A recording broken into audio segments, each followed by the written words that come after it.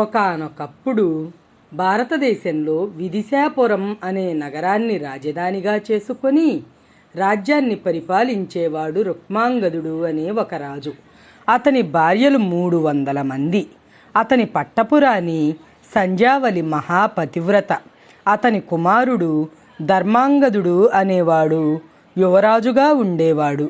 రుక్మాంగదుడు ఎల్లవేళలా క్రమం తప్పకుండా విష్ణువును కొలుస్తూ ఏకాదశి వ్రతాన్ని నియమనిష్టలతో ఆచరిస్తూ ఎంతో కీర్తిని గడించాడు.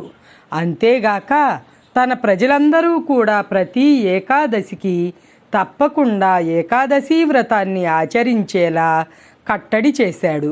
రాజుపై అపారమైన విశ్వాసం, అభిమానం గల ప్రజలందరూ కూడా ప్రతి ఏకాదశికి ఈ వ్రతాన్ని ఆచరిస్తూ విష్ణు భక్తులై తరించసాగారు. దాంతో ఆ రాజ్యంలో ఎవరు మరణించినా వారికి నేరుగా వైకుంఠ ప్రాప్తి కలుగుతూ ఉండేది. దాంతో యమునికి, చిత్రగుప్తునికి పని లేకుండా పోయింది. తీరిక ఎక్కువయింది.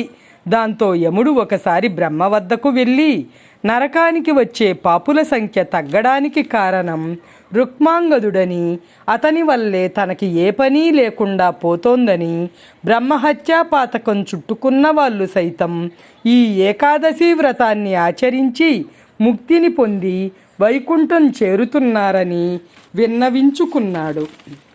దాంతో బ్రహ్మ అపురూప సౌందర్యవతి అయిన ఒక అప్సరసను సృష్టించి ఆమెకు మోహిని అనే నామకరణం చేసి రుక్మాంగదుని ఏకాదశి వ్రత ఆచరణకు భంగం వాటిల్లేలా చేయమని ఆదేశించి భూమి మీదకు పంపాడు. అప్పుడే తన కుమారుడైన ధర్మాంగదుడికి పట్టాభిషేకం చేయించి తాను తపస్సుకు అరణ్యానికి వెళ్ళాలని నిర్ణయించుకున్న రుక్మాంగదుడు మోహిని తారసపడడంతో అందచందాలకు ముగ్ధుడై ఆమెను వివాహం చేసుకోవాలనే కోరికతో ఆమె తనను వివాహం చేసుకోవాలంటే ఏం చేయాలని ఆమెను కోరాడు. ఆమె ముందు కాలంలో తానొక కోరిక కోరతానని, ఆ కోరిక తప్పక తీరుస్తానంటే అతనిని వివాహమాడతానని పట్టుబట్టింది. దాంతో రుక్మాంగదుడు స్త్రీలు ఏ కోరికలు కోరతారు, నగలు నాణ్యాలు తప్ప అనుకొని ఆమె ఏ కోరిక కోరినా తాను తప్పక తీరుస్తానని మాటిచ్చి మోహినిని వివాహం చేసుకున్నాడు.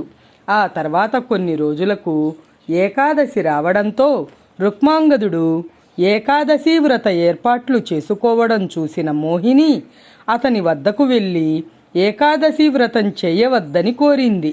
అది విన్న రుక్మాంగదుడు నివ్వెరపోయాడు. ఆ తర్వాత ఆ వ్రతాన్ని తాను ఎప్పటికీ మానలేనని ఆమెకు చెప్పాడు. అది తప్ప ఇంకా ఏ కోరికైనా తీరుస్తానని ఆమెతో చెప్పాడు.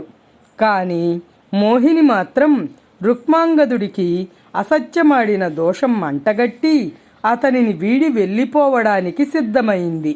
అప్పుడు అతను ఆమెను ఎంతగానో బ్రతిమాలగా ఏకాదశి వ్రతం చేసుకోవాలంటే రాజు తన కొడుకైన ధర్మాంగదుడి తల తెగనరికి తన ఒళ్ళో పెట్టుకుని ఏడవకుండా కూర్చుని శ్రీహరిని ధ్యానిస్తూ వ్రతాన్ని ఆచరించుకోమని, అప్పుడే రాజుకు ఇచ్చిన మాట నిలబెట్టుకున్నట్టు అవుతుందని, లేదంటే అసత్య దోషం మంటుతుందని మోహిని రుక్మాంగదుడికి తెలిపింది. అప్పుడు రుక్మాంగదుడు తన భార్య అయిన సంధ్యావళిని, కుమారుడైన ధర్మాంగదుడిని అందుకు ఒప్పించ ప్రయత్నించగా వారు అతని కోసం సంతోషంగా మనస్ఫూర్తిగా అందుకు ఒప్పుకున్నారు. రుక్మాంగదుడు విష్ణుభక్తి కోసం కొడుకు తల నరకడానికి సిద్ధమై కత్తి ఎత్తగా శ్రీహరి వాయు వేగంతో వచ్చి ప్రత్యక్షమై ఆ నరమేధం జరగకుండా ఆపి రాజుని, రాణిని, యువరాజును అనుగ్రహించి వారికి ఏకాదశి వ్రత ఫలితంతో పాటు సత్యవచన ఫలితాన్ని కూడా పొందగలరని వరమిచ్చి దీవించాడు. తాను వచ్చిన పని పూర్తయిందని గ్రహించిన మోహిని తిరిగి బ్రహ్మలోకానికి వెళ్ళిపోయింది. అప్పుడు ఆమెను పొరబాట్లతో ప్రజలు చేసే ఏకాదశి వ్రత ఫలితాలు అన్నీ మోహినికే చెందుతాయని బ్రహ్మ దీవించాడు.